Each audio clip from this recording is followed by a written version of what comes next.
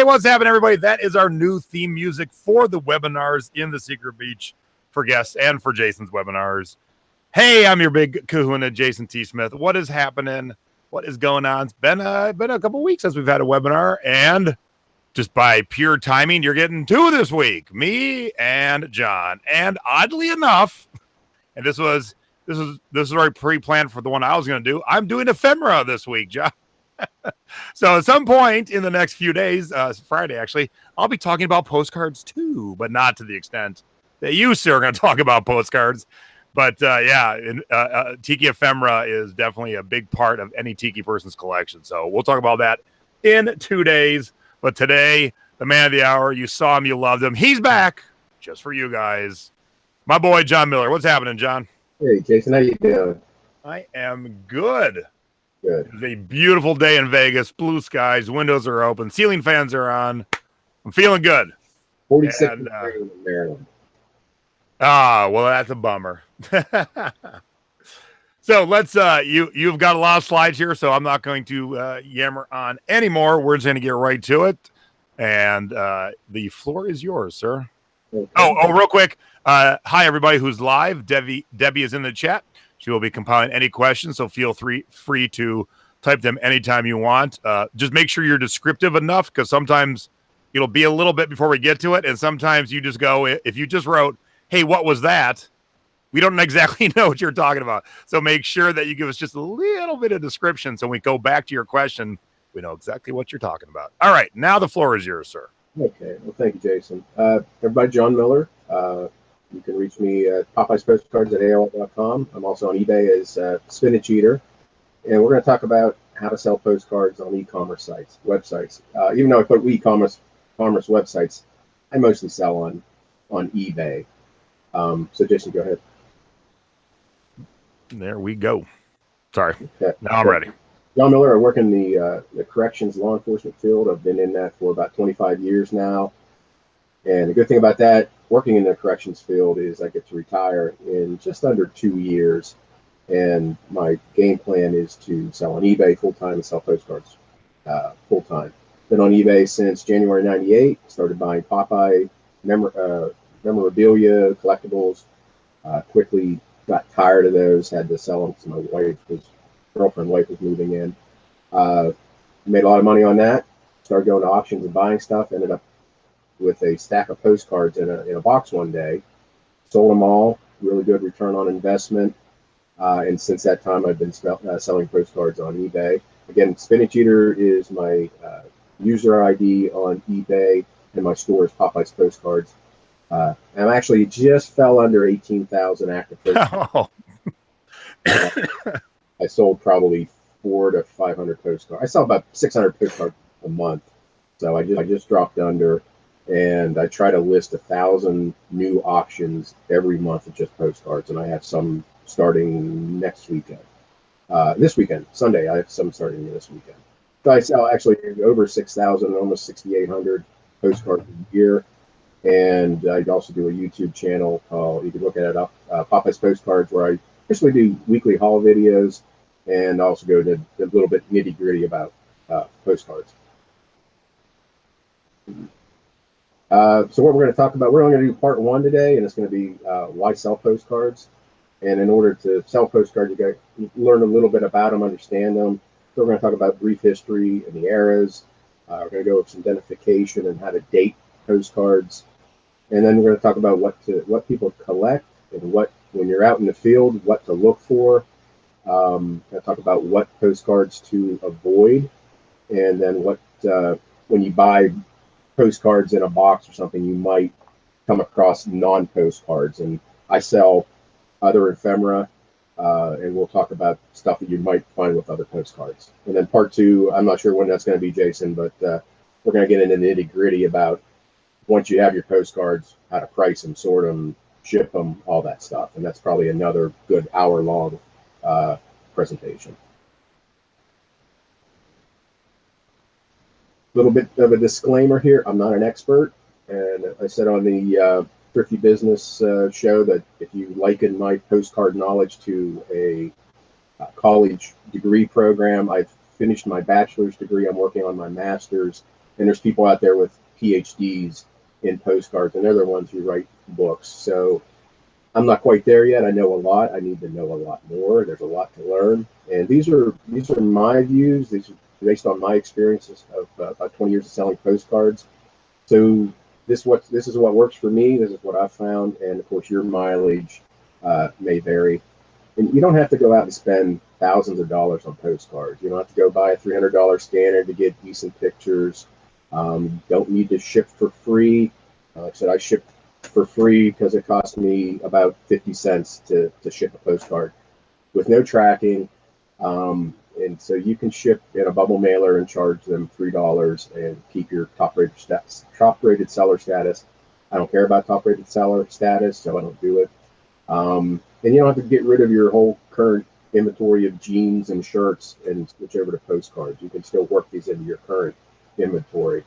And like I said, there's a lot to know. What we're going to go over for the next hour or so is just really scratching the surface of the iceberg. There's a lot to know about postcards, but hopefully after the next hour, you'll at least get a better idea. If you find them out in the wild, you have an idea that, hey, I can probably make some money. So yeah, I just want you to be aware that postcards can make you some really nice money. So why sell postcards? Postcards, worldwide, postcards is the #3 most popular collected hobby, and it's second behind coin collecting and stamp collecting. And in the United States, it's #4, and it's behind sports cards, which is a uniquely American hobby. You know, gotta drink my beer. Joy. Get a little parched here talking, but and postcard can bring you a lot of money for low cost of goods. So you're going to buy hopefully, lots of postcards for. I always try to keep under a quarter. Sometimes I go above that to $1 if they're really worth it. But you can get a lot of money for a quarter postcard, and you can buy a quantity. You can buy a boatload of postcards for relatively low cost. And there's an example here. I just pulled off of eBay. It's a lot of 7,500 postcards shipped for about $600, and 100. It says 75 pounds in the listing, and roughly 100 postcards equals a pound. So roughly it's 7,500 postcards shipped for $600, which is 8 cents a card. And I almost guarantee I bid on this, but I didn't win it because it was right before Christmas, and I got to save up for Santa presents. I did not win this lot. I wish I would have, because I guaranteed one of those boxes I would have made my money back or tripled my money back on probably one of those boxes, and there's a dozen or more there. So 8 cents a card is really cheap.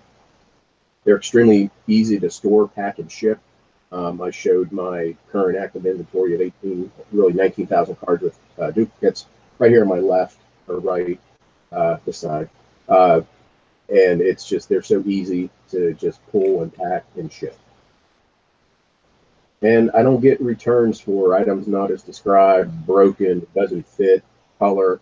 I might get a return if it's damaged in the mail, but truthfully, out of the thousands and thousands and thousands of postcards I've shipped, I think only one has ever been damaged, and it's when I used to use an old shipping method. Oh, sorry. My sneezes sneak up on me. Sorry about that, everybody. You probably hear on the next screen is my my rate of return. I have 0.00 over the last, I think it's like 1,900 items, and I think that was for the last 3 months. And you can see for the last year, almost $44,000 just on eBay, just in postcards. So it's very lucrative. So 0 return rate. And you only need 2 pictures. Sometimes you might need 3, but you don't have to send 12 pictures with measurements or anything like that. So I can't remember. I don't know what I need to say next. There you go. You don't have to measure, and really condition doesn't matter that much. You can have a dirty postcard with writing on it and ink and stamped and sent through the mail, and you can still get top dollar for it. So, but there's still some cons with postcards. It's all not sunshine and rainbows and unicorns. There's some cons. So first con is, sorry, Jason, old does not mean valuable. I have 120-year-old postcards in my store right now that I can't sell for $4. But just because it's old doesn't mean it's valuable. And you're going to get a lot of junk. Junk I consider junk, and it'll be at the end with what not to sell or what not to buy. That big lot of 7,500 postcards, I would say probably a third of that I would just throw in a lot and get rid of it, because individually I wouldn't sell those.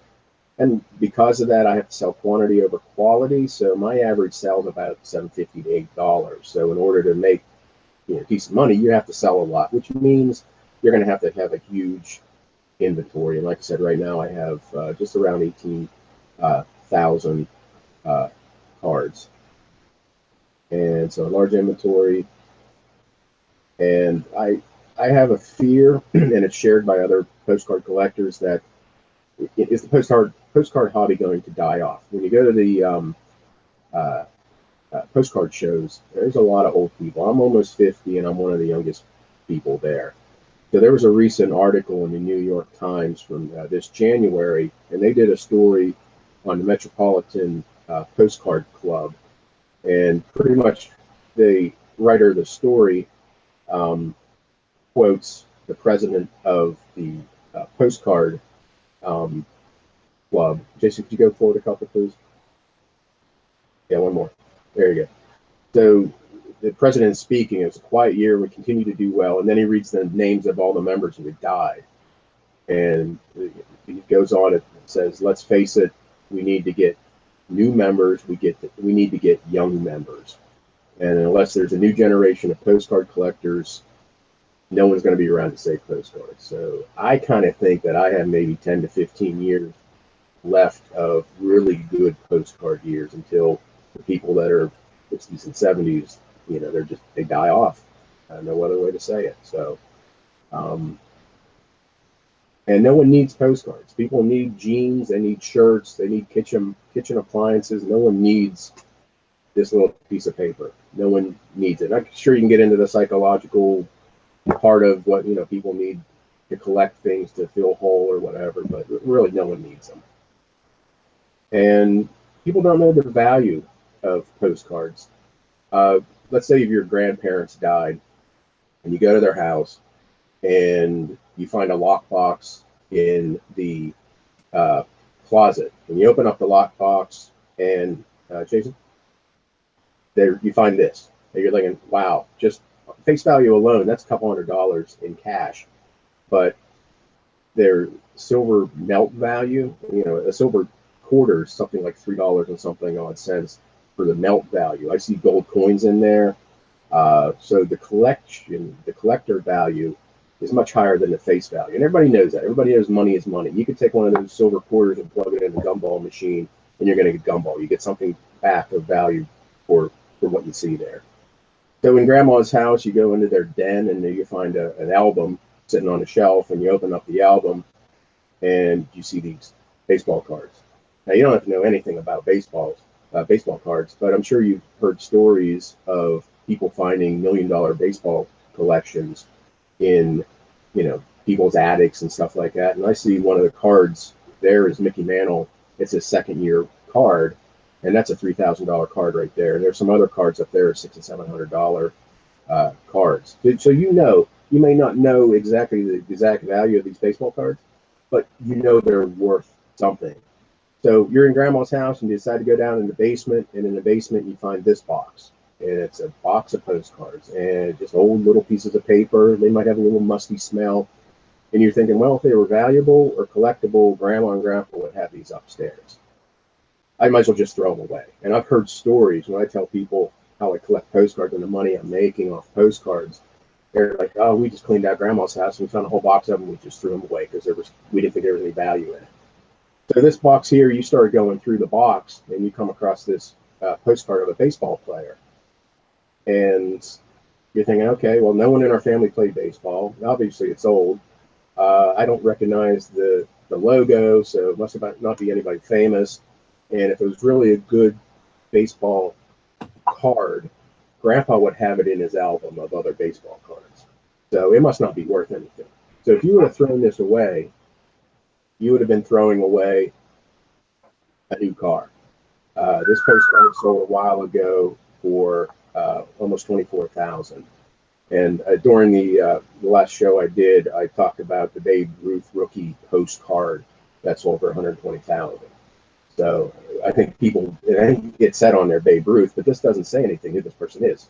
So if you would have done some research, you would have found out that's a $24,000 postcard. And you keep looking through the stack and you come across this postcard and it's like, it's one color, it's green. I don't even know what it's talking about. I just don't know. It doesn't look anything special to me. Well, this is Alphonse Mucha is the artist who did this postcard. And this postcard, I believe, is, Jason, next slide, please. Yep. $1,800 for that postcard. Alphonse Mucha is big. He did a whole bunch of graphic arts turn of the century, so his stuff is very collectible. Further in that box, you come across another sketch type postcard. Again, doesn't look anything special, except this is a Kirchner card. And I believe this Raphael Kirchner, $800 for this card. You keep looking through the box and you come across this one. It looks like some 8th grader did this for his art project. That lady is really discombobulated, and there's just something wrong with that picture. But the thing is, this is a work stat, and that's $1,000 postcard right there. So you keep digging through that box and you come across this picture, or these ones. These are just ladies in smoke coming out of cigars and pipes and stuff. Except these are Samuel Schmucker. He's another postcard artist, and for that set, that's $800. And you keep digging through the box and you come across this picture. Santa. I forgot about Santa. It's July. You're going through the postcards. You're not thinking about Christmas. Santas are supposed to be red. What's he doing wearing Uncle Sam's, outfit? It's wrong. It's just a wrong postcard. There's some damage up in the corner. There's some dirt across the top. Except this is a $1,200 Santa Hold the Light postcard that you just threw away. And I think this last one, you're going through, and there's a building. And it looks like it's a railroad office. Oh, yeah, you know what? Grandpa worked at the railroad office. That's where he met Grandma. But they tore that down a long time ago, and that's where the new Walmart is. Except this is a $3,300. Someone spent $3,300 for that one postcard of this building 10 years ago. So there's lots of value in postcards. So go ahead, Jason. So we got to learn a little bit about postcards. First, the collecting of postcards is called deltiology. I always say dediology. I just throw the L out for some reason, but it's deltiology. Is the hobby of collecting postcards. And postcards are broken up into eras, and we're going to break these down individually. You need to have an understanding of when these dates are to help you date the postcard, and then hopefully know some value. Like I said, I have 120-year-old postcards that I can't get rid of, but at least I know that they're 120 years old. So the first one is the Pioneer era. And these were mostly postal cards produced by the government, the post office. And, it's going to be pre-1898. And most of these already have prepaid postage on them. You can see the little lady there. That's a 1 cent, postage stamp, you want to call it. But it's printed on the postal card. And on the back, it's usually going to be some type of advertisement. Montgomery Ward's, from a coal mine saying that you're going to expect delivery of a ton of coal, stuff like that. So that's post or Pioneer era. Then you get into private mailing card, 1898 to 1901. This is when pretty much the government said, okay, anybody can go forth and print their own postcards. And you're going to usually have an image on the front, and there's going to be a big white blank area on the front also. And that's where the person could write the message, because as you go to the back of the card, it's going to say that the back of the card is reserved only for the address. And you'll see private mailing card. There's a little thing across the top that says by Act of Congress 1898, and that it's reserved for the address. And the next one is undivided back era, approximately 1901 to 1907. And this also going to have some type of image on the front and a place to write, because on the back also it's only reserved for the address and address only. No messages on the back, just the address. So then you get into the divided back era, 1907 to 1917. This is when you're going to start seeing the full frontal images. And these were mostly printed in Germany at the time. And on the back, you're going to see the reason to call it divided back is there's a division on the two sides. One is going to now for the correspondence, and the other is for the address. So everything goes to the back of the card now. And then after World War I, after we pretty much blew up Germany, all their printing presses went with it, and they just pretty much stopped printing postcards. So it moved to other places like the United States. Americans are cheap, so we wanted to save money on ink and printing techniques, and we get to a white border era, 1917 and approximately 1929, and you can see the white border around the card. In the back of the card, you can tell this is definitely pre-1940s because of the swastika. And just real quick, the swastika back pre-World War II was a symbol in many cultures of peace and love and good luck. So this is not a bad thing on this postcard. It is now because of what the Nazis did to it, but back then it was considered a good luck charm. Then we're going to get into the linen era. Linen era, you can tell this a little bit different. The graphics are much brighter, but there's maybe not as much detail in the images. The undivided back era, the divided back era and back is kind of considered the golden era of postcards, and some people pretty much gave up collecting from 1920, the white border era and the linen era.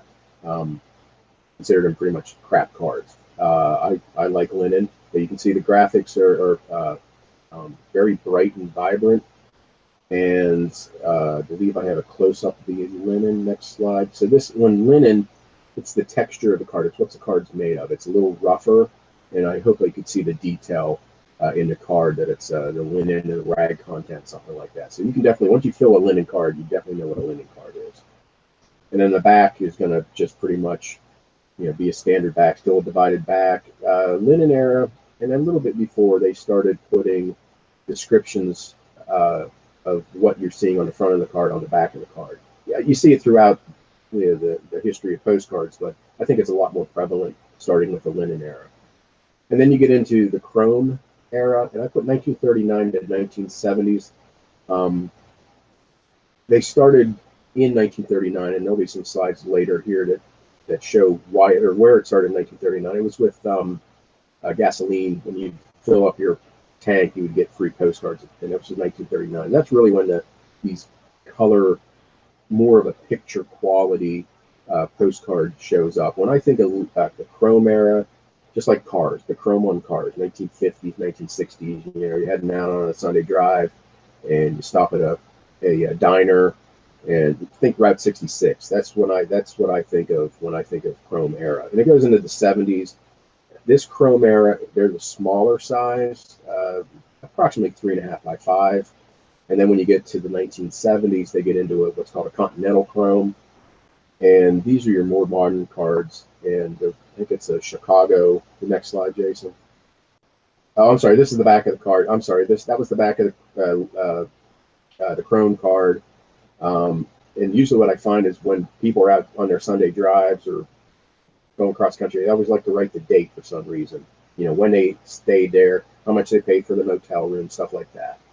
And then the next slide is the 76 gasoline put on by Union Oil, and these in and of themselves are collectible.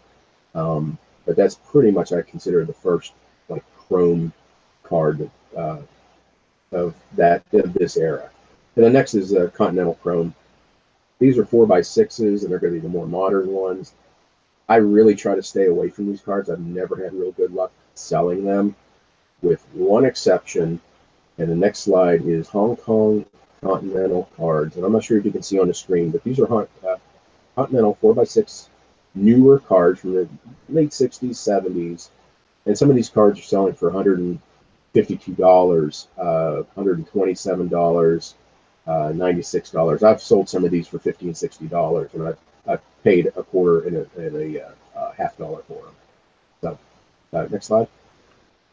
Sorry about that. That's okay. So how are postcards made?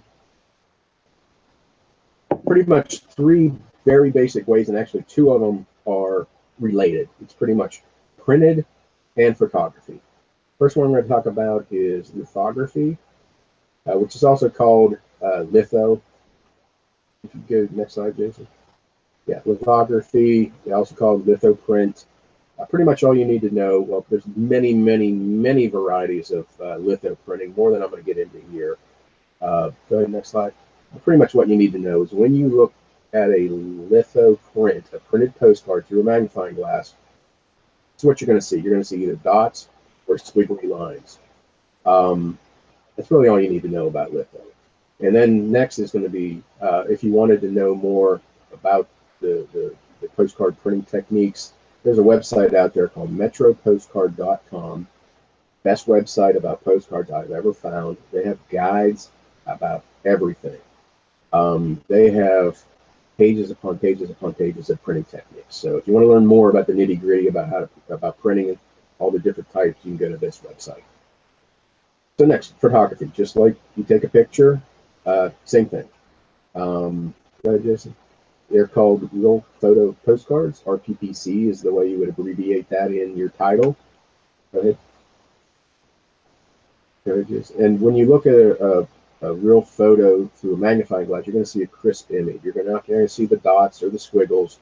You're going to see a lot of detail, and you can use your magnifying glass and really get in.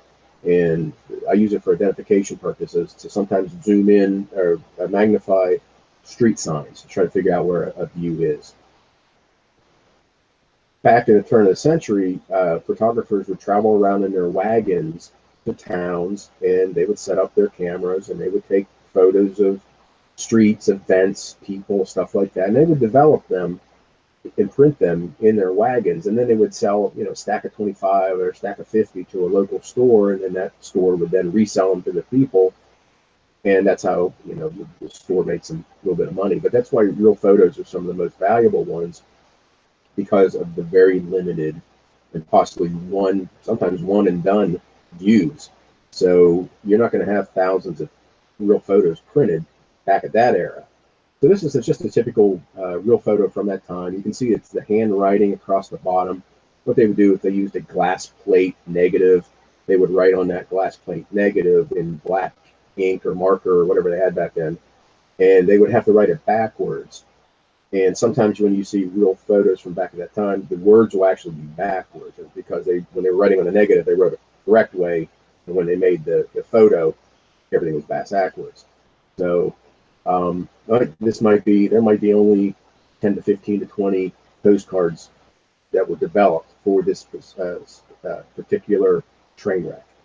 So then you also have studios that were set up. And I think Atlantic City Boardwalk. In fact, they even have these type today where you go and you dress up in old Western gear, and they take a black and white photo of you. Same thing back then. And you would go in there with your buddy and have a studio picture taken of you. So you're going to come across these type of real photos. And then Kodak came up with, hey, everybody can have a camera. Everybody can take their own pictures. So when you had the camera, you would send your film away to be developed, and these are the type of postcards that you would get back. Mostly, Uncle Joe and whoever stand on the front porch, and that's the type of postcards. These might be kind of hard to date, or not date, but figure out who this people are, unless they wrote on the back who it is. There's also mass-produced real photo postcards, and these are from probably the 50s, 60s, and 70s. Just a good example here, you can see typewritten writing on the front, and on the back it's more of a it's like they probably had 1,000 of this copy of this paper made, and then the image was made on there. It's still developed like a regular photograph, but it's just mass produced. They actually had machines that would quickly take the picture and send it through the chemical baths. If it's a real photo, there's just a lot of them made. And the last one, I'm sorry, there are some confusing similarities between some printed postcards and some real photography ones. These are both examples of printed postcards, and sometimes it's real confusing. But if you look at it really close with a magnifying glass, and I'll go over this later, but I have these that have 10 and 20 and 90 power magnifying lenses, and I get down real close to that, and you'll be able to see the white dots for printing and the squiggles and stuff like that. You can also look for silvering on the postcard, and next slide's an example of that. Kind of see that silvering around the edges there, and when you have a postcard and you tilt it back and forth in the light, you're going to see that silvering very easily. And you have to look at the back of the postcard. There's the stamp box, which is exactly where it is. That's where the box where the stamp goes. And the AZO is this manufacturer. They're probably one of the bigger ones. Kodak's another one. But you can date the back of the postcard by that real photo stamp box. And also the real photos, they have a look. They have a feel to them. It's photo paper, so there's a feel to it. Like if you've obviously felt pictures and photographs from back then, it's that same type of feel. And they also curl up. For some reason, real photos always get a curl to them. And it's just there's a website out there. I think it was on that last slide, plail.com, and they have a whole big section of how to date. There's the website. How to date postcards based on the manufacturer. So go ahead, Jason. And just another example. So you go ahead. So the last one is Photochrome. It's pretty much the same. It's a printed postcard, but these are the ones you're going to see in the modern chromes. When people see these, again, it's just like if you took your film to get developed at Walmart or something like that. It's that same type of look to it. But when you look at it under a magnifying glass, you're still going to see the little squiggles, the little colored dots. And I see this all the time in listings that people mistakenly call these real photo postcards. They're not real photo postcards. These are printed postcards. So always your best friend, one of your best friends with postcards is a magnifying glass.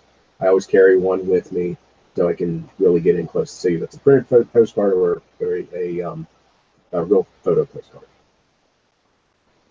So dating, it might just be first you got the arrows. We talked about those. It might be with a train wreck, the date of the postcard was listed on the front of the card. Sometimes you can tell by the stamp box. Hopefully it's as easy as the cancel there, and sometimes you have to look at the message, but there's other ways to date them. So go ahead, Jason. Mailing rates, if you have none of those other options, when you look at the back of the card, if there's a stamp on it, there were mailing rates set by the U.S. Postal Service, and you can see those here on the next slide.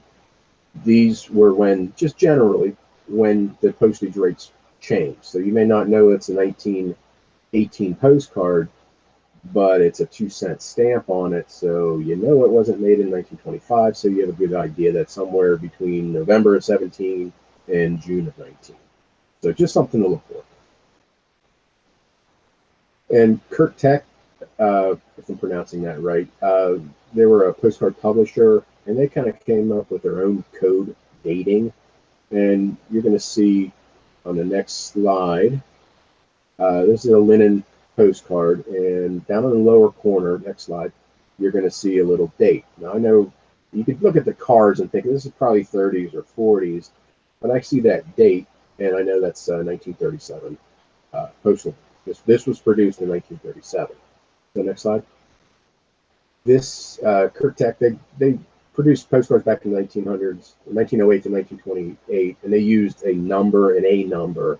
But mostly all I've ever seen is just a number. I don't know if I've ever seen an A number. So when you, next slide, you can see the number on the bottom. It's just a number, and I know that's probably 1920s. Because, go ahead, next slide, Jason, is in 1930, they started using this A code. So postcards from 1930 to 1939, they're identified with an A. So 1930 is 0A, 1931 is 1A, and the postcard in the picture is 1935 because it's a 5A. And they did that for the 40s, 50s, and 60s. The 40s, next slide, are B's, the 50s are C's, 60s are D's, and 70s are E's. So it's still a linen postcard, which I said probably went out of style in the 1950s, but you can still find them in the 1970s. So this is the website where you get all that information. Again, you can learn more about dating of postcards using those codes by going to that. And I'll work out with Jason somehow to get these PDFs. Yeah, I'll pop all these in the post for this webinar too. So anybody writing it down right this second, just stop writing. I'll get it in, so it'll just be a clickable link, make life easy for you guys. Any questions you talk about real quick? Yeah, we can stop here for a quick second and hop over to the questions. There were a couple so far, so let me get back to it. Debbie said she's going to teach me how to use the mute button when I sneezed.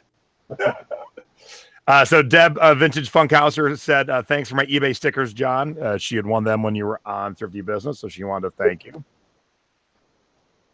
Marianne Severson, is Chrome usually advertising?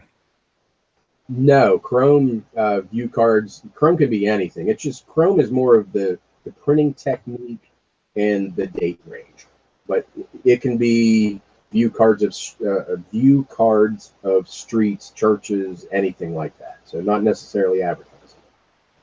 And then Brenda said, the card with a swastika, how would he describe the meaning of it then and now?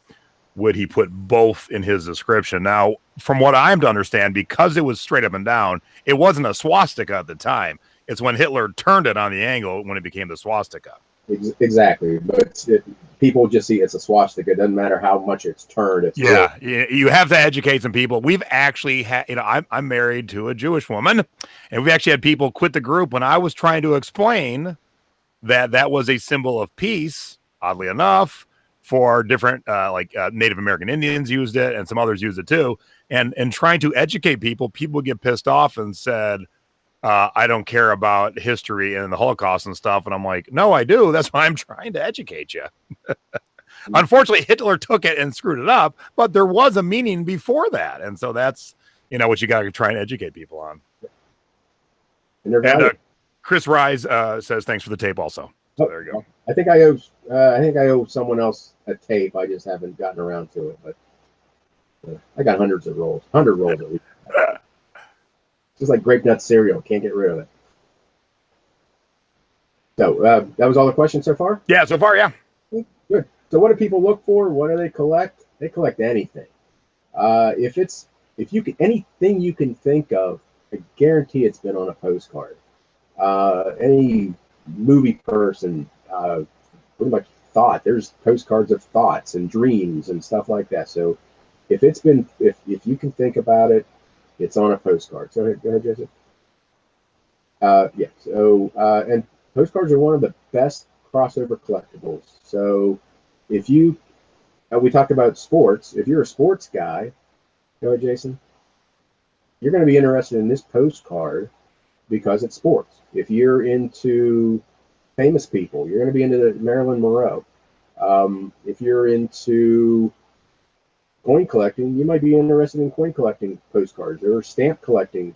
You're going to be interested in postcard with stamps on it. If you're into doll collecting, you're going to be interested in doll collecting postcards. And Tiki, and I know Jason said before that the nerdy people they may use this as a checklist. So what's that barrel worth? Any idea? Oh yeah, funny enough, when I was looking at this postcard, which I had not, this is from the Mai Kai in Fort Lauderdale, which is still in business. And that is the rum barrel. And then if there's actually an off-menu drink you get in that barrel called the Grandfather Barrel, where they use higher quality rums. But you got to know that to be able to order it. And I have not seen that version of the barrel. So that is way early. And I've been collecting mugs for quite a long time. I've never seen that version live in person anywhere, including my own collection. Probably 1950s, because it's a chrome card. Probably. Yep.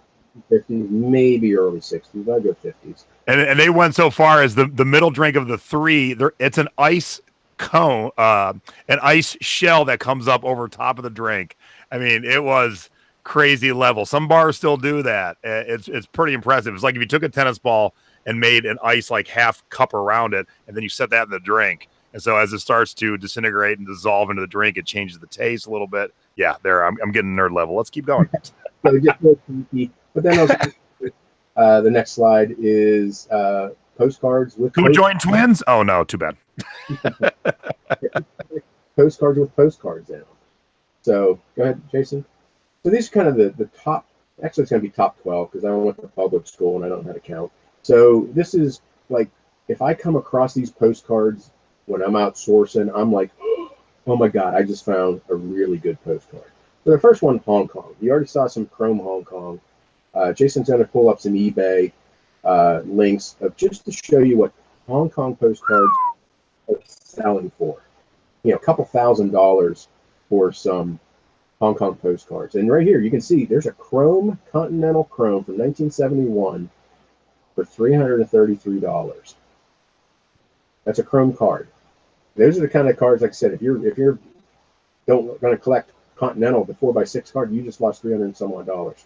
So just some really valuable cards from Hong Kong. And I've seen them go for more than what we're seeing here. This is just within the last, 3 months or so. So look for Hong Kong cards. They're kind of rare. You're mostly going to find them from the 1970s, Continental ones. Next ones are paper, and these are no particular order. These are just ones that I look for. Paper Moon. These are going to be studio, like the guys with the beer bottle or whiskey bottle. You're going to go into a studio, and they're going to have a paper moon, and you're going to be able to sit on the moon and have your picture taken. Very sought after real photo postcard. So look for paper moons.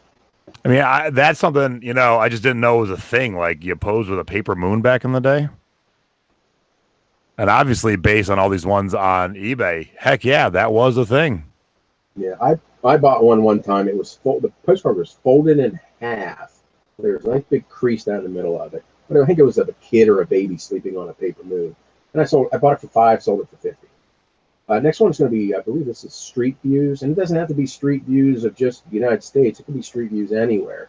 But these are sought after too, showing what a street looked like 100 years ago. So there's just something to look for. If I even if it's an unidentified place, I will still buy it if it's reasonable enough. And I will get my magnifying glass and I will be searching to figure out where that is. And I've found places, all you see is some buildings, and in one of the buildings there's a little sign that was for either a dentist or a lawyer. And so I just started Googling this dentist about 1915. And slowly but surely, I would narrow it down to a town. So street view, real photo postcards, probably turn of the century up until probably the 40s or so, can get you big money. Delivery wagons. These are some of the most sought after ones. You can see this one. It's a popcorn wagon one for $609. Let me back up real quick on this. You don't have to back up, Jason, but just with a street view, I have a street view postcard that I'm listing tomorrow night for a 10-day auction, and I'm starting at $550 because the last one like it that sold for $600, and it's mostly because of the person who took the photo, but if it sells, it'll be it won't it will be my best postcard. But anyway, delivery wagons. If you see a street view where they focus on delivery wagons, you can see the prices on here. Just ridiculous for something that someone might be throwing away in the trash because they don't know where it is or they don't think it's valuable. I've sold some of these for well over $100. Next, studio with child with. It's pretty much almost kids, just real photo of old kids or kids from back at the time, pretty much doing anything. But I put studio. Because you see, the first one's a girl with some flags, $200. The girl is riding the alligators, and it should be the prop.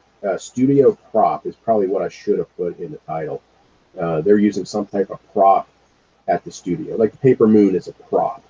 So some of these aren't the best sellers, but still, if you can buy them for a quarter and sell them for $15 or $20, or you get lucky and hit a couple $100 one. So I always look for kids in studio with props. That's my phone, some prank caller. Next, suffragette. And this is kind of where you need to know some history too with postcards. You need to know about the suffragette movement, women's right to vote, equal rights, stuff like that. You need to know when Prohibition was and the wars and stuff like that. So I know a lot of these are real photo postcards of suffragette gatherings. I almost said riots, not parades, but suffragette movement. But there are some down lower that are still valuable, and they're just like a comic card that I have shown on the front. It doesn't necessarily have to be a real photo to be valuable. They can be printed postcards too. So, money and suffragette. Hold the light. These are neat. I don't find them very often. These are mostly going to be holiday, mostly Christmas. But what they did is they take the scene on the front and they cut out little, like for windows or candles or the sun or moon, stars, whatever. And then they put a piece of colored paper behind it. And then they sandwich on the back of the postcard with the stamp and address. And when you hold it up to the light, it looks like the light kind of shines through where they cut the paper away. And it looks like the light is shining through. Coney Island Fighting the Flames, one of the most valuable ones. I don't know if this seller had, they kind of an okay view of, they held it up to the light and you can kind of see what it looks like. So I'm gonna ask a question right here though. Wouldn't you have, like, when I sell actually things that light up, like a lamp or like a blow mold, I have it in the photo studio setting, and then I have all the lights off with a light on. And so I was wondering if this seller was going to have it with with the light source behind it and without at the same time, and they didn't. Do you do that? Yes, the ones I've sold.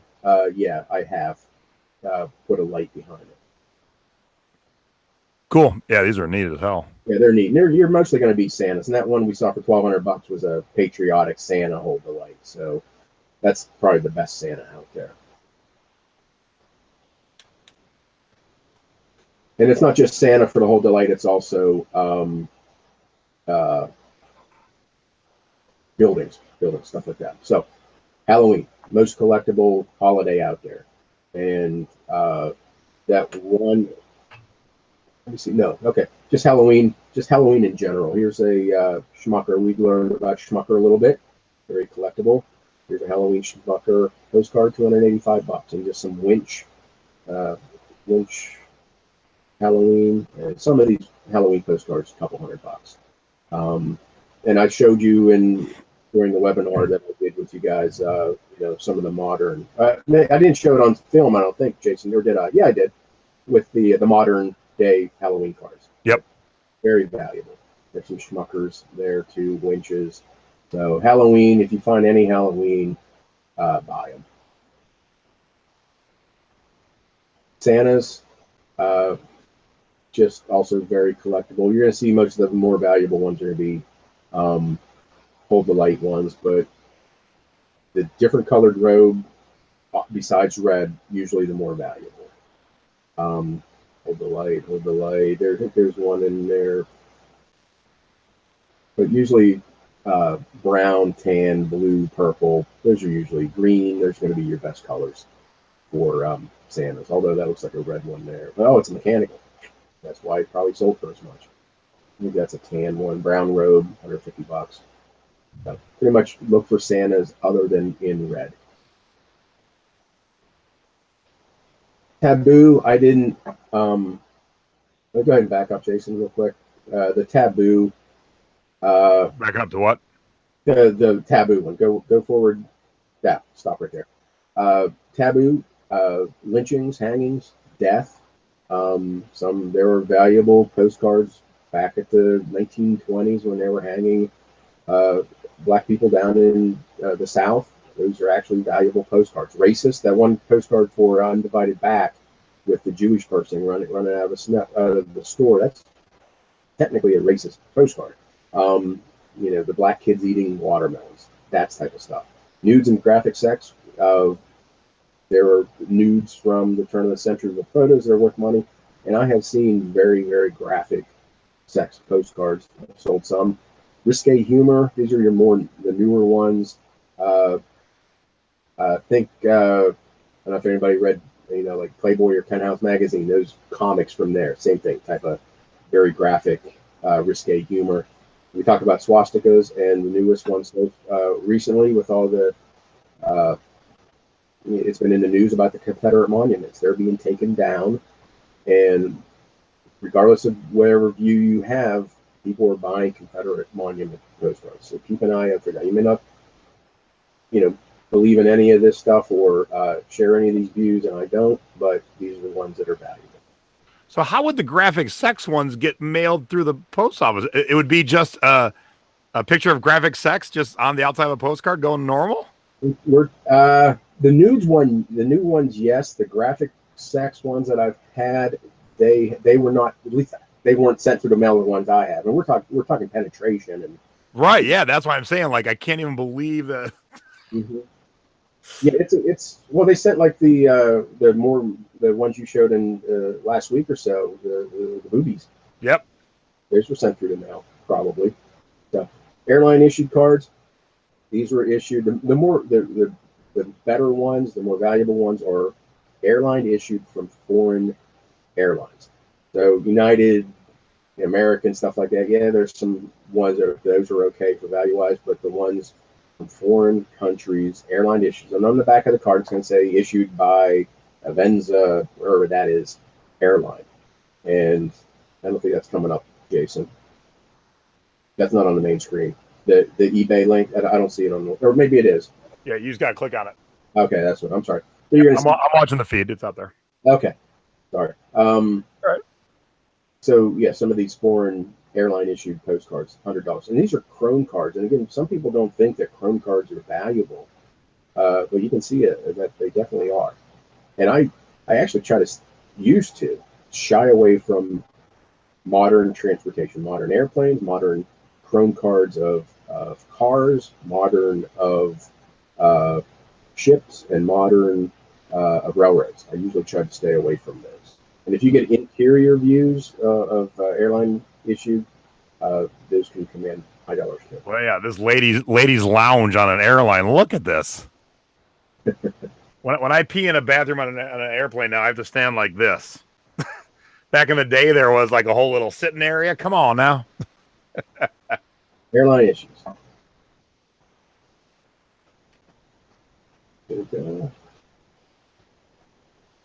Artisan. We already talked about some of these. The heavy hitters, Luca. We'll look at Arthur Thiel in a second. Workstat, Birchner, Schmucker. So there's just some examples of on eBay, just what some artists signed cards have gone for. Keep going down. You'll see some Arthur Thiel right there. Dressed animals. Want to go up a little bit there. The dressed cat. $400. Wow. Postcard. And there's a couple more by that artist. There's a D-Wig. Those ones right there for the set. I've sold his individually, but not even for that price. Not individually. There should be some more animals. There's a work stat. There we go. Thiel or Thiel. I'm not sure how to pronounce some of these names. So the rabbit playing the zither, of course. Every day. So artisan. Not every artist is valuable, but those are the big heavy hitters. So when people collect postcards, they're typically going to be in two areas. They're going to be view and they're going to be topical. View card is think place. Somewhere you can actually stand and view that thing. So, a street, a town, a city, a church, street view, a building, stuff like that. And here's just some examples. You can actually stand here and view this area. And there's the next one going to be a church. And next is going to be topical cards. And just when you think about topics, think thing, a certain thing, a topic. So there's hundreds of topics out there. Some are going to be common, like Coca-Cola, animals, automobiles, holidays, royalty, tiki. Although when you get to one of the next slides, Metro Postcard. I can't talk enough good about this website. They have a website, and they talk about topicals. and it's hundreds of topics. And the thing is, though, Jason, when you click on the T, there's no tiki topic that I saw. What? Exactly. That's So it. I'm out. See you later. You finish the show. I gotta go. okay. So, there's hundreds and hundreds of topics. So go ahead, and some are common, and some are just completely made up by the collector. You know, it's going to be um, an alligator kid on an alligator in a studio, someone in a street band playing the bagpipes. For the more modern Chrome cards, it's a motel room interior with the TV on. Some of these people get real specific of what they're collecting on postcards. So go ahead, next slide, Jason. And they can cross over. Like this is someone who wants a view card of Grant, Michigan, is going to want this card because it's a view of the street from probably the 1930s to 40s. But someone who collects Coca-Cola signs, someone who collects gas stations on the street, someone who collects mobile gas signs on street views, they're going to be interested. So, you know, a church, someone who collects churches may want that card because it's a church. Someone who collects Grant, Michigan churches may want that because it's from Grant, Michigan. So views and topics, and they can combine. So some of the BOLOs, again, if when I'm finding like this first 12 there, when I find them in a stack, I'm taking them, I'm buying them. So the ones dressed animals, pretty much any animal dressed. And when it's a dressed animal, it's anthropomorphic, I pronounced that right. It's pretty much an animal doing a human thing, an animal looking like a human, a dressed animal. They're fantasy cards because they're outside their reality or scope of reality. I'm sure I know people dress up their pets, but on postcards that's a fantasy. Fantasy like mermaids, stuff like that. So dressed animals. These are the Roosevelt bears, a very sought after collectible area for dressed bears. So you might run into them. This is Alfred Manzer. He did a lot of cats. You see, cats doing human things. The ones from Belgium for Alfred Manzer are the older ones and worth more money. This is Arthur Teal. You can see dressed cat playing a pirate. Next is going to be, I believe it's a Lewis Wayne. Also dressed cats. He did a lot of other dressed animals. And I think the next one is a Lewis Wayne too. But I can't remember who it was, but still, it's a poodle with a hat. So dressed animals. And the holiday, Easter, obviously Easter Bunny, that's going to be the holiday with probably the most dressed animals. Chicks, rabbits, goats, stuff like that. So keep an eye out for dressed animals. This is also what I look for. We are talking about Hong Kong, China, Africa, especially Africa with the stamps on the back. And we'll talk about that in part 2 about how the back of the card can affect the value and why you should collect it. But Africa, pretty much any country in Africa, Iran and Persia, funeral homes, pretty much anything Route 66. Insane asylums, and even going further with insane asylums or asylums for the criminally insane. I'm getting ready to list one. I think I'm starting it at $75 Sunday to run at auction. It's asylum for criminally insane. Fire departments, fire trucks, old ones, pretty much older Disney cards. Disneyland from opening, 3 Disney World opening cards. Rexall Drug, I put Rexall Drug on there. And you could also work in there Woolworths, some of the older stores that are no longer around, mostly on street views. Same with Esso gas stations. Probably gets almost any gas station also. Turkey, country, not the bird. Country for Turkey, I always look for, and if you remember the song Istanbul was Constantinople. Anyway, Constantinople was what Istanbul is called now. So I always look for Constantinople cards. Bank interiors are always good. Lincoln Highway, if you're not familiar with Lincoln Highway, it's Route 30. Pretty much, I think, goes from coast to coast, I think Jersey to, I'm not sure, Oregon or Washington. But it's pretty much the first international, continental, that's what, across America. So you can look for that. People collect that because it's across the United States for highways, a lot of roadside attractions. You also got the Roosevelt Highway, which I believe is a little bit more north. There's the Land to Sea Highway, stuff that may now be 4-lane highways with different names. Fred Harvey's, we'll talk about him in just a second. Really, all you need to know about Fred Harvey's is look at the back and buy it Fred Harvey's when you find them. Alaska and Hawaii, real photos, pre-statehood always do very well.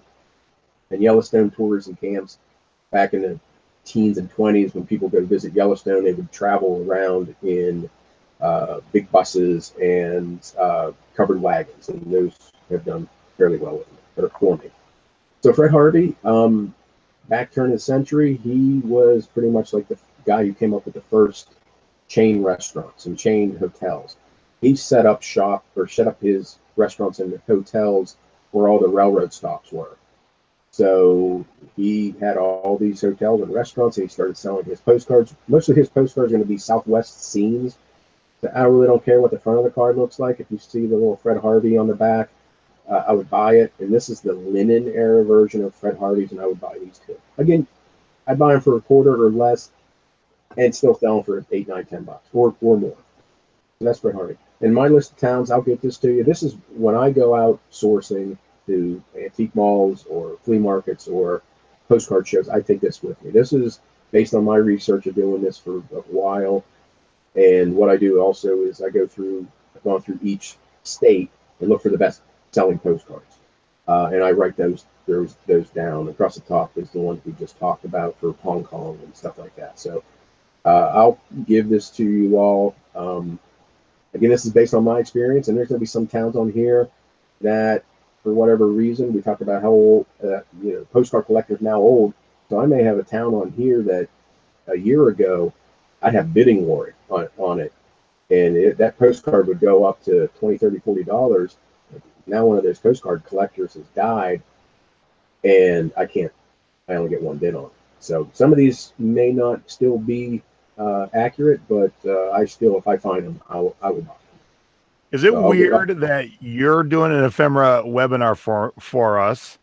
I'm doing one in 2 days, and I just got invited to a Facebook group called Ephemera Live Events. Oh, neat. Just right this second. Isn't that a little weird? A little bit. Winky-dink. Yeah, the timing is just a little nutty right now. So leather also, postcards to look out for. Leather postcards, you're not going to see leather postcards after 1907, 1908. And there's some examples here of leather postcards. They're either going to be stamped or embossed on there, and some may be colored, some may not. They might be like burnt on there, but very collectible. They're going to be old, 1901 to 1907. And the next slide, anybody know? And Jay, can we give something away? How about more tape or something? If someone John's been nice enough to give some more tape away, and so those of you who are watching after the fact who didn't tune in live, you didn't have a chance to win. So the floor is yours, sir. Yeah, sure. I'll give four rolls away if someone can get me the address. But first person to tell me what these holes are for, and these holes in the leather postcards do not detract from the value. Gunshot, bullet wounds, bullet holes, bullet wounds. What? Bullet holes. Bullet holes. I don't. Let me see if I can pull up the chat too. What are the reasons that there are holes in these leather? Let me see here. All right, we got. So Rick Byer says laces. Makes a wallet or string. You're getting close. You're kind of around it there. String to attach to the mailbox. I like that guess. No. Whoever for yarn. It's close. I'll take whoever said the first one for laces or string, whoever that was. Now, Chris Nelson said to make something like a wall picture. No, they're close. I mean, you're all dancing around it. Yeah, you use it. You put string through it.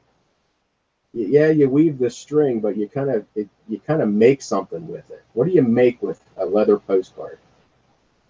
That would be a really big necklace.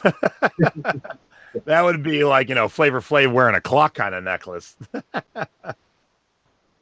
that's close. First is close, kind of. Well, Jason, it's just an interest of time. Whoever, the laces. Yeah, that you would lace a whole bunch of these leather postcards together, and this was turn of the century. They would make pillows. I don't. So Rick, since Rick said laces first, and Rick makes some great tiki cocktails, so that's a little bonus fact there. Okay, so if someone can give me Rick's address, I'll Yeah, send Rick. So if you send the address to Debbie, and Debbie will send it over to John. Thank you, everyone, for it playing. right out to you. But yeah, they would sew together their leather postcards and make pillows out of them, and those holes really don't detract from the value. Okay, well, let's talk about the arts, and now I'm not talking about Garfunkel and Art Rooney and Art Linkletter. I'm talking about Art Nouveau, Art Deco, and arts and crafts. Now, you don't have to be an art expert. You don't have to have a 4-year degree in art appreciation. You just kind of have a basic understanding. And this is Art Nouveau, and I don't really know how to describe it. Just it's an Art Nouveau. It's new art. It's a beautiful postcard. This is a Alphonse Mucha postcard. This is probably a $200-300 postcard right there, which I've never seen in person. You could just tell it's it's a beautiful woman, a beautiful painting, a beautiful picture. So just something, again, if you put Art Nouveau into the title of that postcard, it would help sell it. Art Deco, we're thinking, I think when I hear Art Deco, I think architecture, Miami, stuff like that. So it's not only for buildings, but it's also for beautiful women. That's an Art Deco style postcard right here. And then the one I just really found out about, or really I started paying attention to recently, is the arts and crafts style. When I collect postcards, when I sort through them, I kind of take out the generic greeting cards, generic holiday cards. I take them out. There's nothing to me. There's no dressed animal on here. It's really not that interesting, except it's an arts and crafts style. These are the what's his name? The Frank Lloyd Wright. Yep. Yeah. Think form over function, clean lines, get back to nature type of thing. These arts and crafts style postcards, get back to nature. Now I see them. I can't. Once you see them, you can't unsee them. And these are $10 to $15 plus postcards. I think they're gorgeous postcards. So, arts and crafts style, something else to keep an eye out. Mechanical, lots going on. This card I have showing you right here. There's a lot going on. There's at least 4 cross-collecting topics here. We got Halloween, in and of itself collectible. This is an artist signed Ellen Clapsaddle Halloween card. She alone, by herself, the artist, is collectible. It's a mechanical because the pumpkin is on a little rivet and it swings up in front of the kid's face. And it's collectible because of the African Americana angle. So there's at least 4 topical collectors would be very interested in this card. This is usually a $200 postcard. So mechanicals, something on that postcard has to move. And you figure these postcards are made to be mailed. So this normally would not survive in the mail, and they definitely should not survive 100 years later. Here you have Teddy Roosevelt with a bear on like a seesaw. That should not really. Who would know 100 years ago that this would be a very collectible card? It's just mechanical. So look out for mechanical. Pretty much anything on that card that moves, call it mechanical. Just some other artist signed postcards to keep an eye out for. Again, there's hundreds and hundreds of artists signed. We talked about Ellen Clapsaddle. She has this whimsical, childlike look, playful look to her cards, wide-eyed kids. Most of her stuff's going to be signed Ellen Clapsaddle. If you go to the next slide, some of her stuff may not be signed, but she did a lot of work for the International Art Publishing Company. And, that's the symbol you may see on the back of the card. So you can see it kind of childlike, the pumpkin man, just kind of childlike. Frances Brundage, some of her stuff may not be signed, but you can kind of tell the style. And there's other artists that did this, but she's the most, I guess, famous one. Kind of angelic looking faces. So you can kind of see her style. Because some may be signed, some may not be. But she definitely won. If I come across a postcard like this, I would definitely buy it for a quarter and get 10 to 15 bucks out of it. Next, F. Earl Christie, college girls. He did big college girls, pennant girls, they're also called, city girls, just turn of the century girls, usually with like a college pennant. And these can go for decent money. Rose O'Neal, the Cupid dolls, very collectible. And then also the next one is Grace Drayton, and she's the Campbell Soup girl, the Campbell Soup child kids artist, and she used the same kids on other non-Campbell Soup postcards. So very distinct style with the kids, with the eyes, the big chubby face.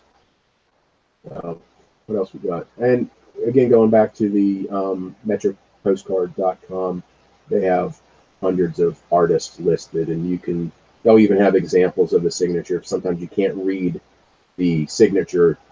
This site sometimes has an example of the signature on the side. Large letter greetings. These are some of my favorites. What it is. It's a large letter spelling out the name of the city. And what they did, each letter would have a scene from that city inside the letter. So some of the next slide is Seagirt, I believe, New Jersey. Some of the beachy towns always do. Sometimes they do well, sometimes they don't, but normally beachy towns do very well. New Jersey beachy towns do the best of almost all of them. So just look for a large letter. Silk embroidery, turn of the century. I'm not sure if this was handmade, but the next slide shows some handmade, hand-stitched silk embroidery postcards. These are big during World War I. The doughboys would send these back as greetings. Now, I think all these are British, but you'll see ones that have the U.S. flag with French and Britain and stuff like that. So keep an eye out for those. Photo manipulation. These are real photo postcards. You're going to look for exaggeration postcards. Obviously, people aren't that small and watermelons aren't that big. So they used photo techniques to, obviously, they took the picture of the watermelon patch and then they superimposed the workers on there. I actually sold this exact copy. I think it was a $20, $30 postcard. So keep an eye out for those real photos. And then the next one is trick photography. You can think photo studios on Atlantic City Boardwalk. You can go in and sit in front of in this mirrored room and get a picture postcard made of yourself in a couple minutes with 5 of you in one shot. So keep an eye out for those. So let's talk about any other questions before we go, Jason? Yeah, we have a couple. Do you hear me twice? No, I'm good. Okay. I hear me twice. So weird. Are lenticular postcards a good return on investment? There's going to be newer ones. I have some, and I just haven't sold them. I guess it almost depends on the topic.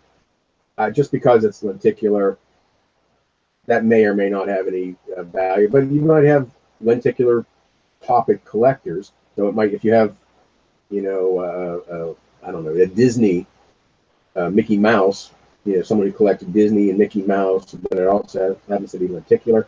It could add value. And then Chris R says those generic cards do really well on Instagram sometimes. If you've not sold on Instagram, no, I've not. And then Rick Byer says, the winner of your tape. What about art gallery sets, postcards of art for galleries, museums, etc.? Smithsonian or local gallery shows opening or receptions, for example.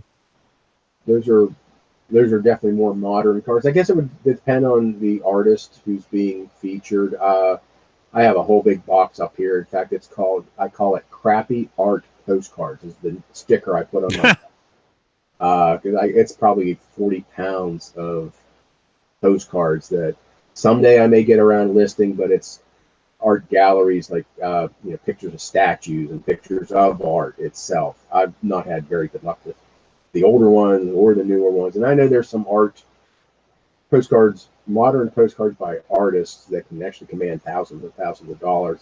I'm pretty sure I don't have any, so I'm not sure if I answered that question. Postcard. I see the question for postcard folders, and that's actually in ones for me that I actually avoid. But first, we talked about this before. Niagara Falls, to me, it's one of the biggest ones to avoid, just because everybody's been to Niagara Falls. Everybody has this exact same view.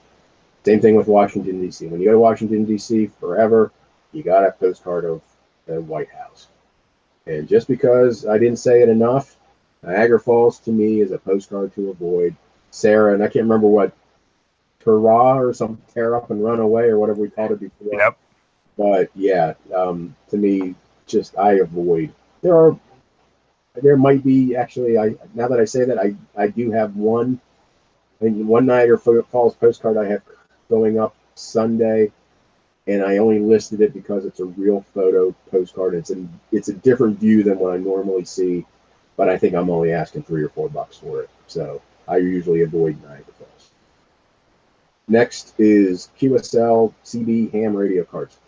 QSL is radio ham radio CB talk for acknowledged receipt.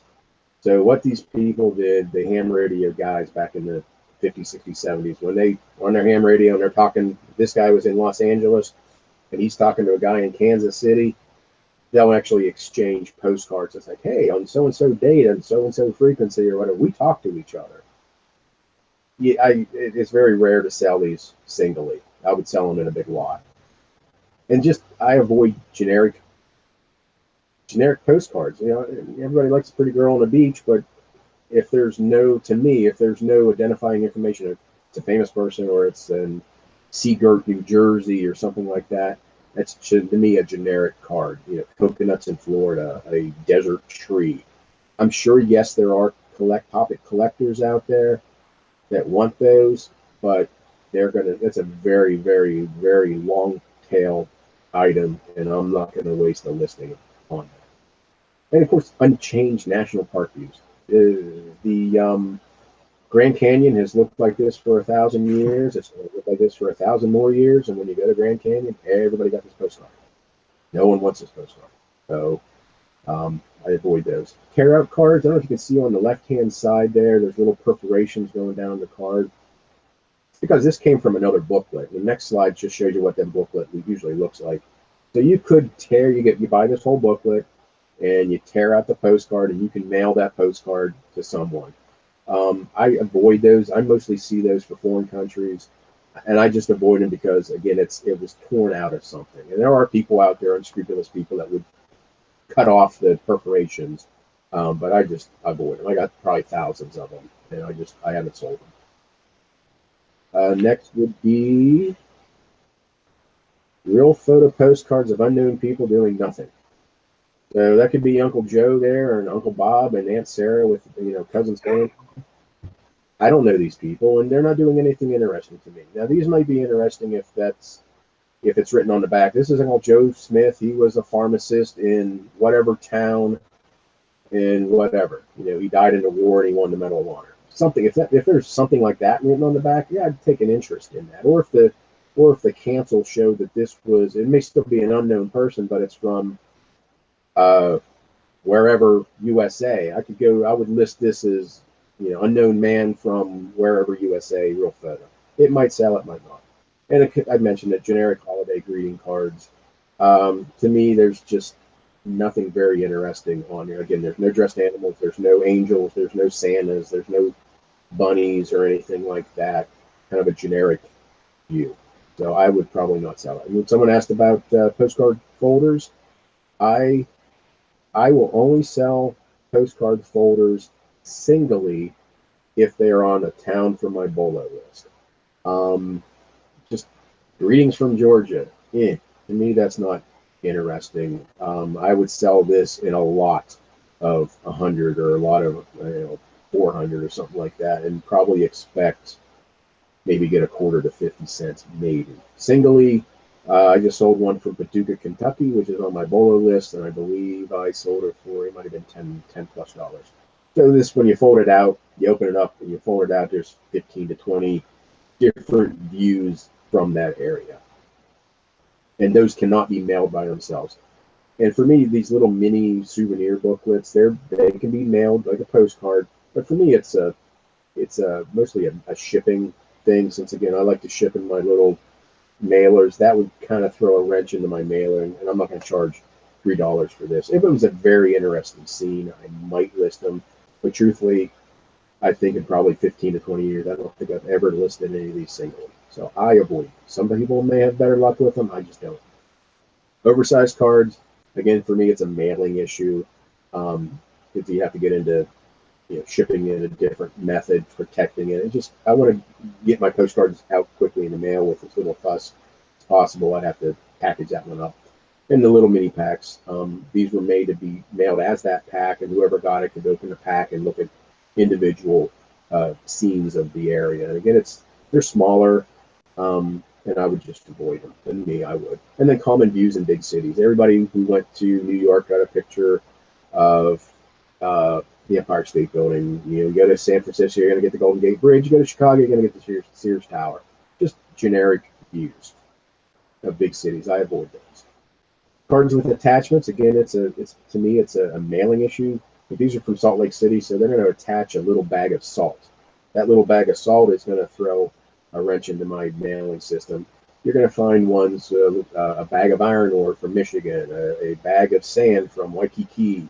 The more interesting ones that I've found, and I think I'm listing one this weekend, is volcanic ash from when Mount St. Helens erupted. They taped it on the front of the card. And then I have a linen postcard. I think it's from Wyoming, and it's an actual piece of dinosaur bone attached to the card. It's a chunk of rock.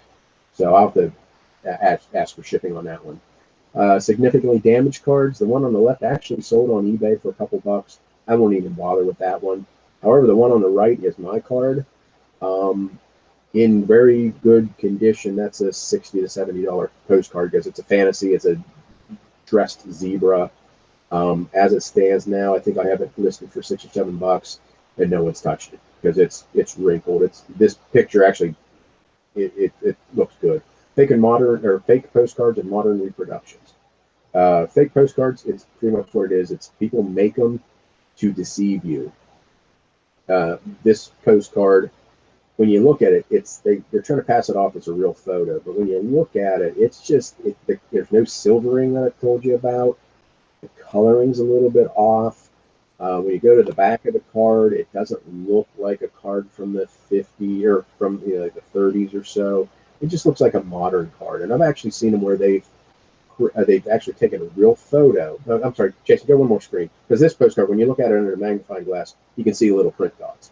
But I've seen them where it's an actual real photo that what they do is they'll take an older used card that's been mailed through the mail from 1907 that's like a real photo, but it might be of like Uncle Bob there. And they actually like shave off the top photo and then they'll glue the real what they just did on top of it and try to pass it off as a real photo of like a popcorn wagon from 1906. So you can pretty much spot those pretty easily. And then modern reproductions. This, if it was a 1912 postcard, a mechanical postcard of Santa, you move his arm, he paints a doll. That's probably, $50 postcard or so. But this is made in probably the 70s. Merrimack Company is the one who produced a lot of these, made in Hong Kong. And then the next one is a Halloween card. I can pretty much tell that it was a fake one or a modern reproduction because it didn't go the whole way to the edges. And I knew they didn't have like Halloween cards like that from the white border era. That would have been a 1912 postcard. And when you get it, it's printed in Hong Kong for the Lilly and Vernon company. So people are selling these as reproductions. And just real quick story on this card. This is the Gator Diner out of St. Petersburg, Florida. This is my postcard here. The original Gator Diner postcard made in 1951 by Kurt Tech. It's a linen postcard, and that postcard could go for several $100s. This postcard, it's a chrome card. And when you click on the next slide on the back, it clearly states on there that this is a reproduction postcard of a Kurt Tech card. And there's stuff on the bottom like it came from a museum. I had this card listed as I think it's for $6 or $7, and these are the pictures I used. You can clearly see that it's not an original postcard. And in my description, I put that this is a reproduction postcard. And some guy bought it quickly, probably thinking like this stupid idiot is selling a $200 postcard for $7. And when he gets the postcard, he says, "You sold me a fake postcard and left me a negative one." It's on another site I sell. And I was like, no, it clearly says it's a reproduction postcard. So it's probably just best to avoid those modern reproductions. So there's exceptions to every rule. Disney jumbo cards from Disneyland can command $70 to $100. They're the bigger, probably 8.5 by 11. There are rare souvenir folders that can bring $100, so usually from smaller towns. And look at the real photo postcards of people. They actually may be dead. It was a Victorian thing to pose with your dead relative for photographs. And you can see, obviously the eyes are dead looking. They may have injuries. So you just got to look for those. In big cities, there are rare views from big cities. And normally if they're a real photo postcard of an exact date or of a specific event in that city, I might buy those, and that could probably do well. And of course, damaged cards like that one I showed you, of the zebra, that's a rare card, and someone could buy that as a filler until they get a better copy. So there are exceptions. And of course, with Niagara Falls, I think I mentioned that if you have a real photo of someone in a barrel going over the falls, I would buy that card. So when you buy a lot of postcards, or even if you're out looking for postcards, you might come across things that are postcard shaped and sized, but they may not be postcards. These are Victorian trade cards. These are going to be mostly 1870s onward, and they're trying to sell you. These are ad cards trying to sell you soap and teas and not washing machines. Sewing machines, shoes, soaps, stuff like that. And the next slide will show you some of the ones. Arbuckle coffee, it's Arbuckle coffee. There's Line coffee and teas and sewing machines. So you might come across these. I sell these when I can find them. Arcade cards, think penny arcades. When you went and played the penny arcades, and you would get something in return. These are going to be almost always blank backs. There almost always seems to be scantily clad women and someone famous. That's usually what I run into. Next are postal cards. You could still use these today. You could just have to throw the appropriate extra stamps on, and you could still send these today. These are newer ones, and I would only probably sell these for a quarter of the face value or whatever. These aren't worth anything. So you're going to find a lot of them. They're just not worth much money. Ink blotters. These are normally going to be a little bit longer than postcards, and they're almost always going to be advertising.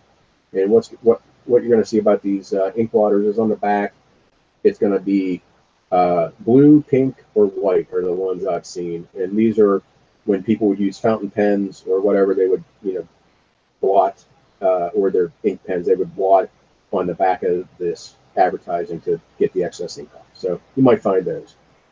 Stereo views, I think everybody has seen these. I will search these out if they're just like postcards. Some are going to be printed and some are going to have real photos on them. And I would look for Hong Kong and topics. And this is the viewer that you would normally use for those.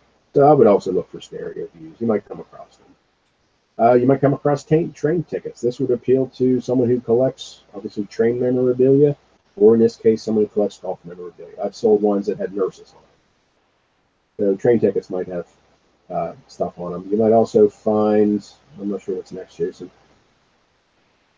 cigarette tobacco cards. Everybody knows the famous Honus Wagner, tobacco card that went for $1 million some odd dollars. It's Ty Cobb, I'm sure it's up there.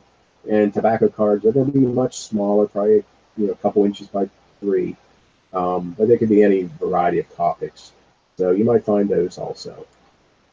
And then I think this is the last slide. You might also find greeting cards and Valentines. I actually have some on my desk somewhere that I just haven't gotten around to listing. Then I would sell those if I found them. And then regular photographs, I've sold those before. As long as they're smaller ones, so again, I don't get into a shipping issue. For me, how I like to ship. And I will buy them again if it's a view or a topic that's interesting. An old car in front of an old gas pump, an old car in front of an old grocery store with Coca-Cola signs like that. As long as the scene is interesting, identifiable, I think you could sell regular photographs. So Tina asked, like when you're saying don't buy the generic ones, like just the girl on the beach or whatever. She's saying, what if it's generic on the front, but there is some identifying info on the back? Again, I think it would have to be interesting. Like I used one of the examples I used. It was of a house, and it was really nothing interesting about this house. It was just a house, maybe had some Christmas lights on it.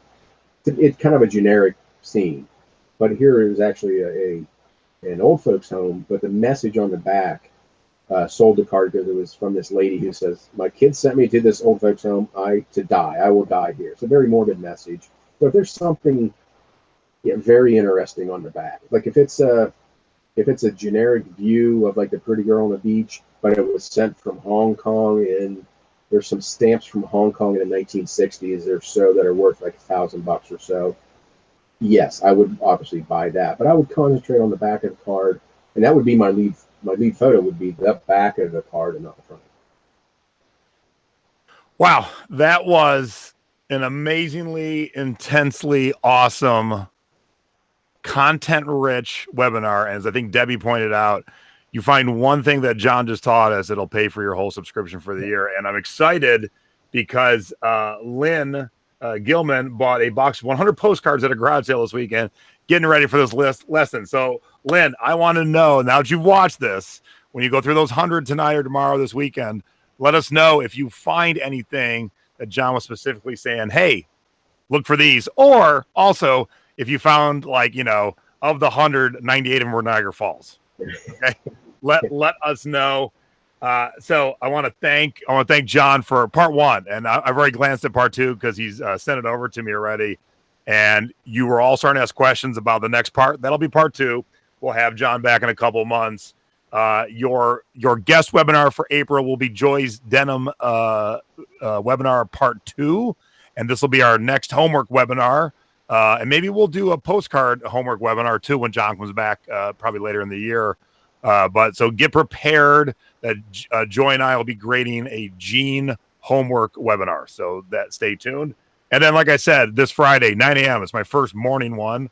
I'll be doing my ephemera webinar of all things, and we'll be talking postcards and coasters and menus and all kinds of stuff like that. So, John, thank you again very, very much. This was incredible. Yeah, thank you. I see someone wrote so excited about postcards. I'm always excited about postcards, and that, you know, I hear people say that, you know, don't get into a niche because you're going to burn yourself out, and I'm like, because they're all different. I got a stack of 100, 200 here, and they're all different. And I learn every time. Like I said, I just scratched a little bitty scratch on the top of the iceberg. There's just so much out there, so many topics and stuff. So, but yeah, I thank you very much for letting me talk about postcards. Oh, heck yeah. Thanks for joining us, and we'll be back. And I'm going to get John in the Secret Beach. So if you guys have any questions about your postcards, he'll be there to answer them. So with that, I'm going to say adieu. I'll see y'all later. If you play HQ Trivia, the first $250,000 game is starting right now. So good, perfect time to end. Go win some money, everybody. Bye-bye. Thank you.